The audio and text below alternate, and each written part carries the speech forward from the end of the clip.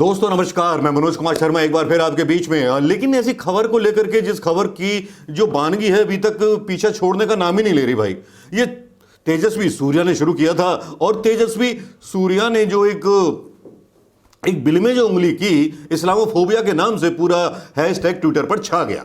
अब साफ तेजस्वी सूर्या ने तो शुरू कर दिया, लेकिन भुगतना पड़ रहा है किसको? सोनू निगम को। जी हाँ, सोनू निगम को भुगतना क्यों पड़ रहा है कि उन्होंने 3 साल पहले एक ट्वीट किया था। ट्वीट में लिखा था उन्होंने 17 अप्रैल 2017 को सुबह सुबह उन्होंने, सिंगर गायक हैं सोनू निगम, जानते होंगे, उन्होंने लिखा था कि भगवान सबका ख्याल रखे, मैं मुसलमान नहीं हूं लेकिन मुझे अजान की आवाज़ से उठना पड़ता है। ये थोपी हुई धार्मिकता भारत में कब खत्म होगी? और वाय द वे, मोहम्मद ने जब इस्लाम बनाया था तब बिजली थी ही नहीं। एडिसन के बाद मुझे कर्कश आवाज़ें क्यों सुननी पड़ती हैं? मैं ऐसे किसी भी मंदिर या गुरुद्वारे में यकीन नहीं रखता जो धर्म में यकीन न रखने वालों को जगाने के लिए बिजली का इस्तेमाल करता हो। फिर क्यों? ईमानदार क्वेश्चन मार्क, सच्चा क्वेश्चन मार्क, गुंडागर्दी है बस। अब ये जो 3 साल पहले का जो ट्वीट उन्होंने डाला था वो गल्फ कंट्रीज के लोगों के बीच वायरल हो गया। अब वायरल हो गया, अब लेने के देने पड़ेगा सोनू निगम को। अब सोनू निगम जो थे ट्रेंड होने लगे।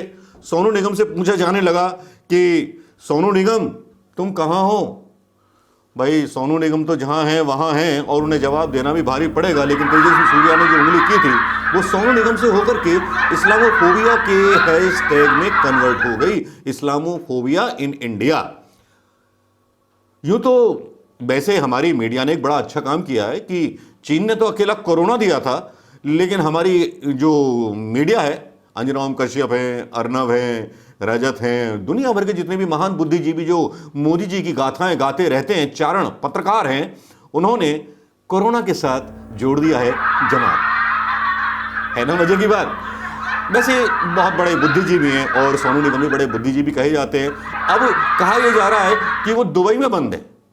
जिनको हिंदुस्तान में अजान सुनने में परेशानी होती थी, अब वो दुबई में 5 समय की अजान कैसे सुन रहे होंगे? जरा सोचिए, सोचकर देखिए। चलिए, ये ट्वीट का ट्रेंड चेंज होता है इस्लामोफोबिया। अब इस्लामोफोबिया में उन सारी चीज़ों का जिक्र होने लगता है जिन चीज़ों का जिक्र ट्विटर पर हमारे मोदी जी के वक्त करते थे, बिना ये जाने कि आवेल मुझे मार वाला काम कर रहे। हालांकि पेट्रोल काफ़ी सस्ता हो गया है, पेट्रोल के बारे में हम बहस छेड़ सकते थे, लेकिन मीडिया ने जमात की तबलीगी जमात और कोरोना के बीच में उन चीज़ों को कहीं खो दिया है।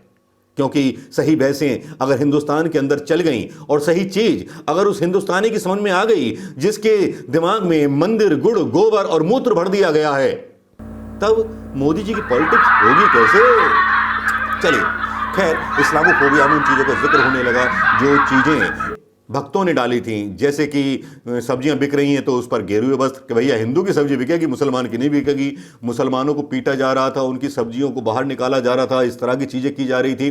तो ये सारी चीज़ें तो आनी थी और गल्फ कंट्रीज़ को इस पर आपत्ति उठानी थी। ये तो अभी शुरुआत हुई है, इसका अंत कहाँ होगा इसको जरूर देखना वाकई इंटरेस्टिंग होगा। चलिए, गोदी मीडिया की बात आई है तो इस पर भी कुछ बात कर लेते हैं। जैसा कि मैंने कल बोला था कि अंजनाओम कश्यप को बुरी तरह से धोया था अबू आजमी ने। आज अबू आजमी, शायद अमीश देवगन की शामत आई थी कि अमीश देवगन ने अपने आर पार के प्रोग्राम में अबू आजमी को बुला लिया। अब अबू आजमी को बुला लिया तो अबू आजमी ने भाई स्टार्ट काम किया कि भाई तलवे चाट रहे हो, क्या चालू, क्या बोला उन्होंने अबू आजमी ने अमीश देवगन को, ये सुन लीजिए। घूमना, उसको छुपाना, छुपाकर फैलाना, फूके फेंकना, शौच करना गुनाह है।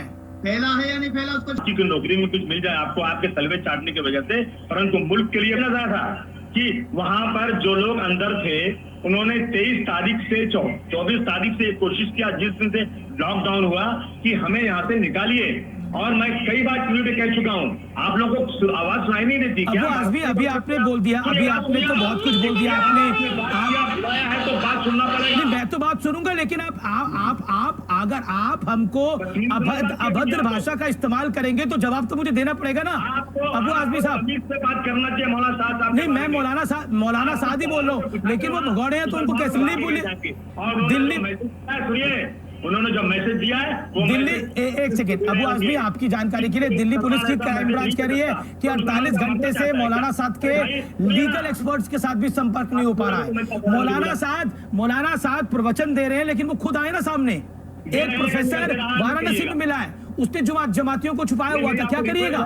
मौलाना साहब अगर अमीश देवगन छुपाएगा तो गलत है ना। मत बोलिएगा प्लीज, इस तरह की बातें बोल के मत आप कीजिए। और आप टीवी पे बैठी कोई लेडी वो बात कर रही है कि ये लोग जो है ट्रेनिंग किया। अरे मैं पूछता हूँ कि 2-2 लाख स्कूल आरएसएस से खोलकर सुबह से शाम तक कई लाख बच्चों को सिर्फ इस्लाम के बारे में सिखाते हैं, नफरत सिखाते हैं। उस औरत की आंख फूट गई क्या? उसको नजर नहीं आता क्या जो बात करती है? आप सुबह ये सुन लिया होगा, हालांकि वो कुछ बोलते उससे पहले ही उनकी आवाज थोड़ी सी कम कर दी गई। लेकिन आजकल अमीश देवगन हो या गोदी मीडिया हो, अपनी जो एक इज्जत थी वो खो चुके हैं। कोई भाड़ बोल के चला जाता है, कुछ बोल के चला जाता है, कोई नचनिया बोल के चला जाता है, कोई कुछ बोल देता है, कोई कुछ बोल देता है। इस मीडिया की क्या तवक्को बची है या क्या क्रेडिबिलिटी बची है, ये थोड़ी सी सोचने वाली बात होगी। जो आग तेजस्वी सूर्या ने लगाई थी वो पहुंचती है सोनू निगम तक, और सोनू निगम से आके टिक जाती है अमीश देवगन पर। दोस्तों, है ना, विचारों को भाड़ सुनना पड़ता है। लेकिन चलिए, जो भी हुआ सो हुआ। लेकिन इस्लामोफोबिया क्यों चला, क्यों देश की बदनामी हुई? एक तेजस्वी सूर्या के बारे में जो कल उसने ट्वीट लिखा था, उनके भक्तों ने, उनके समर्थकों ने लिखा कि ये तो तारिक फतेह ने किया था, उन्होंने नहीं किया। अगर चलो तारिक फतेह ने उनको किया था, 2 साल पहले किया था या 3 साल पहले किया था, तो तेजस्वी सूर्या ने उस पर संज्ञान क्यों नहीं लिया था? सरकार ने तारिक फतेह पर कार्रवाई क्यों नहीं की? तो सवाल तो बहुत उठ जाते हैं। लेकिन भक्तों को समझाना मुश्किल है, क्योंकि भक्तों का चश्मा जरा सा दूसरा होता है। सूखी घास भी उनको हरी भरी फसल नजर आती है। दोस्तों, कैसा लगा ये अंदाजे बयां? दोस्तों जरूर शेयर करना मत भूलिएगा। दोस्तों नमस्कार, जय हिंद। दोस्तों कितने मिनट का